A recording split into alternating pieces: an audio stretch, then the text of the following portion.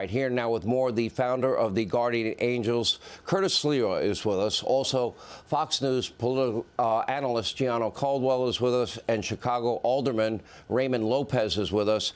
You know, Gianno, you become a dear friend of mine at a tragedy. And the tragedy is that your younger brother was murdered in the streets of Chicago. He did nothing wrong. He was not involved in anything.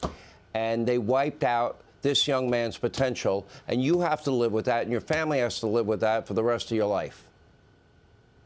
That's right. And last year, I spent a great deal of my time and energy ensuring that Mayor Lori Lightfoot was defeated. And to now be with a Brandon Johnson, mayor-elect, who seemingly is going in the belly of the violent crime beast, offering milk and cookies and a welcome mat to commit more crime. This is an absolute disgrace. He's showing that he is not up for the job. And whether it be in Chicago, New York, Los Angeles, San Francisco, these progressive mayors and district attorneys are systematically endangering the lives of all of their citizens, but especially those minorities that Democrats claim that they care so much about. They say that they want to protect those folks. They're not protecting those folks, and they're endangering their lives because they can't afford to move into a better neighborhood. They can't afford to move to Florida or any of these other places where they're safe havens.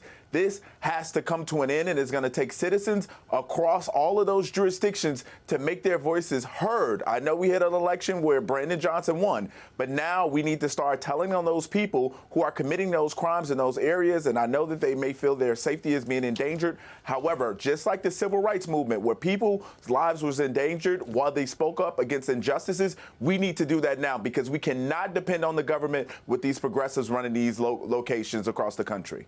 Raymond Lopez, let's stay in Chicago and talk about this. On this very program, since 2009, I scroll names of people in your city shot and killed, names people never hear of and never will hear from or hear about because the government can't politicize it. We only hear about the cases that can be used for political reasons, and I'll be honest, you know, there's something really wrong with that. I thought every life is supposed to matter. Every life should matter to anyone who's elected in office, regardless if they're Democrat or Republican. And I've said, I believe on your show specifically, public safety should not be a partisan issue. But we've seen many in my party try to continue this performative politics of making it about something that it's not, refusing to hold criminals accountable and doing everything they can to continue this love affair with criminality. It gets harder and harder to be a Democrat in this modern era as it becomes more radicalized by the left of left politicians who want to pursue policies that make absolutely no sense and completely forget the true victims of violence. Why would you associate with a party that believes in no bail laws and defund and dismantle the police? Because, Sean, to be quite honest, somebody has to stand up for the sane thinking people who still call themselves Democrats within this party. I refuse to abandon my party to the left of left lunacy that is trying to take hold. There is common sense that can be brought both to the Democratic Party and Republican parties. But Raymond, there's a middle we should be fighting Raymond, for. This is since 2009. You're not making any progress. It's getting worse. Well, I haven't been elected since 2009, but I'm going to stand my ground and be sure to be a beacon of common sense for my party, because not everyone believes in the embracing of criminality like we see so many Democrats do. Hearing some of the comments from AOC and others that completely are contradictory to ensuring the public pact of public safety is something that we need to be able to stand up against, and too many people are afraid to do that, and I refuse to cower to them. You know, Curtis, you've been on the streets of New York for decades. You've done a great job with the Guardian Angels. I think you would have been a great mayor. But in New York, like other places, it's getting worse and worse and worse. And the sad thing is, we know how to prevent this. Rudy Giuliani laid out the game plan to win and save lives. Why don't they follow that? Well, it's already, the template is there, which is zero tolerance, quality of life, and make sure small crimes are not just voided. So a small crime is treated as a serious crime, and then people realize their consequences. Now, I understand what the alderman is talking about, because I've spent a lot of time in Chicago, my second city. and they said, let's tear down the high-rise projects, like Robert Taylor Homes, Cabrini Greens, Ida B. Wells, all of which I've patrolled. And they built townhouses. But you don't stop the problem just by taking somebody from the 20th floor and give them a two-family house.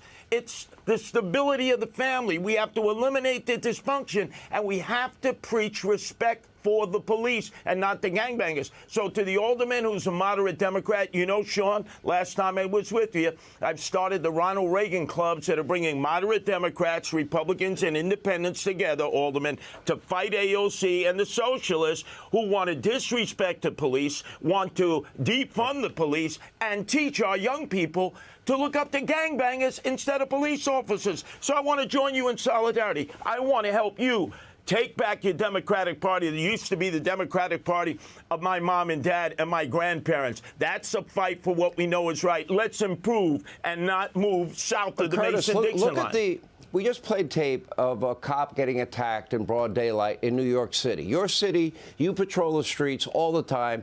Look at this. Look at this video. The cop didn't even see it coming. That's how little respect people now have for law enforcement. You know, how do we get to that point, and how do you fix that? Sean, I can only tell you, dealing with the emotionally disturbed persons, of which this guy was, he should have been in a psychiatric facility receiving his medication. We've turned them loose in the streets. They'll attack police officers. Sean, they'll attack you. They'll attack me. You know, they've attacked me before. We need to make sure we get them off the street, we care for them, and then go after the gangbangers who are trying to recruit a new generation to turn on us and turn on the police. If we would only come together and support our police, let them do their job. They've been trained to do it. They risk their lives every day. They don't get a lot of pay. Let's do this in solidarity and fight AOC all out crazy Alexandria Ocasio-Cortez and Bernie the Altakaka Sanders, who want America to be a socialist country.